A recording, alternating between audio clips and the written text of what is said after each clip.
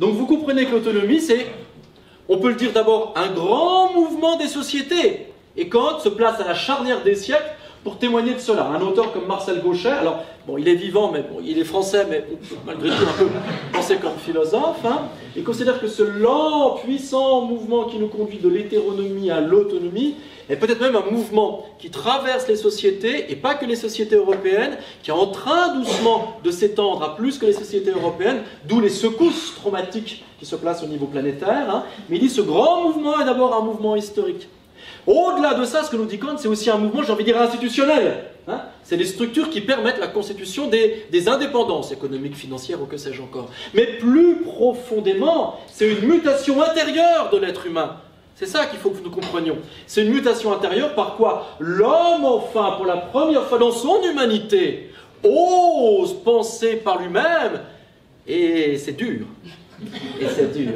Et alors, il a une très très belle image, Kant, pour démarrer justement son petit texte « Qu'est-ce que les Lumières » en 1784 dans son Berliner Zeitung. Il dit, au fond, ce à quoi nous assistons là avec « Qu'est-ce que les Lumières » avec le « ose penser », avec le passage de la minorité à la majorité, et avec, au fond, cette espèce de bouleversement existentiel monumental qui s'appelle l'entrée dans le règne de l'autonomie. Kant nous dit, c'est un petit peu comme un enfant, dit-il, qui est dans un Yupala. Tu connais le Yupala ? C'est comme une sorte de grand slip, et dans un cadre métallique, avec des roulettes.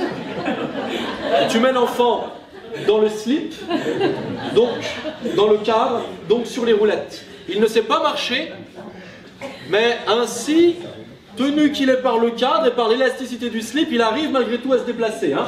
Sitôt que la cheville ou que le genou dérape, il n'empêche. Hein. Il est tenu solidement par le slip. D'accord, lui-même tenu par le cadre. Alors c'est quand même remarquable qu'un philosophe nous parle de slip, donc je voulais quand même aussi témoigner de cela. Aujourd'hui à Genève, et Kant nous dit osez. Osez le moment où vous allez sortir de l'enfant du Yupala. Alors vous allez dire oui, mais si j'ose sortir l'enfant du Yupala, peut-être qu'il va tomber et se faire mal. Oui, mais c'est un risque à prendre parce que tant qu'il reste dans le slip, il ne sait pas marcher.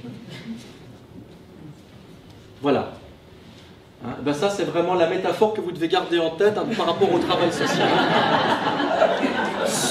Sortez-les du slip. Moi, ce que je retiens, c'est qu'on est bien au salon de l'auto parce que le Yupala est monté sur roulette. D'accord ? Et donc, toute l'autonomie, c'est se passer de la roulette. Se passer de la roulette. Osez le slip. Le slip sans roulette. Ça va ? Voilà. Bon, ben, j'en ai fini avec la première partie.